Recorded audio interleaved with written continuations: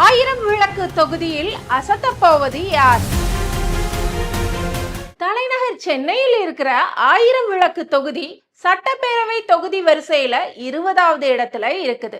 மறைந்த முன்னாள் முதல்வர்கள் கருணாநிதி, ஜெயலலிதா கூட இந்த தொகுதியை சேர்ந்தவர்கள் தான். இந்த தொகுதியில முக்கிய இடங்களான அமெரிக்க துணை தூதரகம், வள்ளுவர் கோட்டம், அண்ணா மேம்பாலம் போன்றவை இருக்கு. 1952ஆம் ஆண்டு நடந்த சட்டப்பேரவை தேர்தலில் தான் ஆயிரம் விளக்கு தொகுதி முதல்ல உருவாக்கப்பட்டது.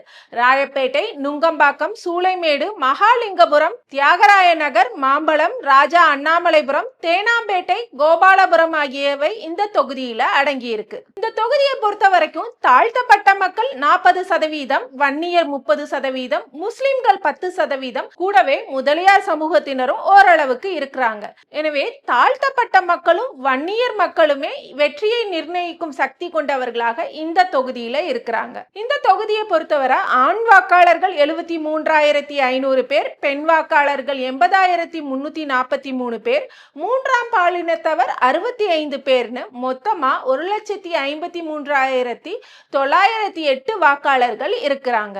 இதுவரை இந்த தொகுதியில நடந்த தேர்தல்களில் திமுக 11 முறையும் அதிமுக 4 முறையும் வெற்றி வாகை சூடியிருக்கு. 1989ஆம் ஆண்டு மட்டும் திமுக வேட்பாளர் மு.க. ஸ்டாலின் வெற்றி வாகை சூடினார். அதுக்கப்புறம் 1996, 2001, 2006ஆம் ஆண்டு தேர்தல்கள்ல திமுக வேட்பாளர் மு.க. ஸ்டாலின் ஹாட்ரிக் வெற்றியை பதிவு செஞ்சார். கடந்த 2021ஆம் ஆண்டு தேர்தலில் திமுக வேட்பாளர் எழிலன் நாகநாதன் வெற்றி பெற்றார். சென்னை ஆயிரம் விளக்கு தொகுதியில போக்குவரத்து நெரிசலும் வாகன பார்க்கிங் பிரச்சனையும் முக்கிய பிரச்சனைகளா இருக்கு. இது தவிர கொசு தொல்லை, பாதாள சாக்கடையில ஏற்படும் அடைப்பு, குடிநீர் பிரச்சனை, மழைநீர் வடிகால் அமைப்பதற்கு பல இடங்கள்ல தோண்டப்பட்ட பள்ளங்கள் முறையா மூடப்படாதது, ஆங்காங்கே குண்டும் குழியுமா இருக்கிற சாலைன்னு பல பிரச்சனைகள் இருக்கு.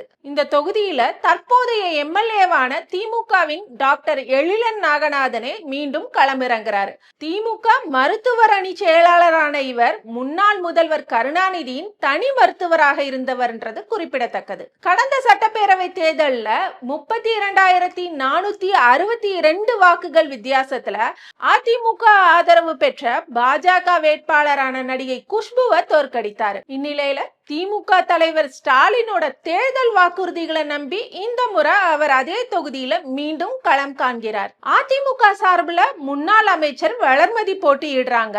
அவங்க ஏற்கனவே இத்தொகுதியில வெற்றி பெற்றவங்களும் கூட. அது மட்டும் இல்லாம தொகுதி மக்கள் மத்தியில நல்லா தெரிஞ்ச முகமா இருக்கிறாங்க வளர்மதி. சாதாரண மக்கள் கிட்ட நேரடியாக பழகக்கூடியவராக இருக்கிறதால வளர்மதிக்கு அது பெரிய பலமா இருக்கும்னு சொல்றாங்க. இது தவிர தாவேகா சார்பில் களமிறங்குறாரு ஜேசிடி பிரபாகர். நீண்ட அரசியல் அனுபவம் மிக்க பிரபாகர் முன்னாடி அதிமுக சார்பில் வில்லிவாக்கம் தொகுதியில போட்டியிட்டு 2 முறை வெற்றி பெற்றவர். ஜெயலலிதா மறைவுக்கு பின்னாடி ஓ பன்னீர்செல்வம் அணிக்கு சென்றாரு.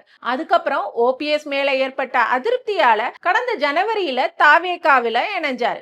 தற்போது தாவேகா சார்பில் களம் காண்றாரு. நாம் தமிழர் கட்சி சார்பில் திரைப்பட இயக்குனர் களஞ்சியம் போட்டியிடுறாரு.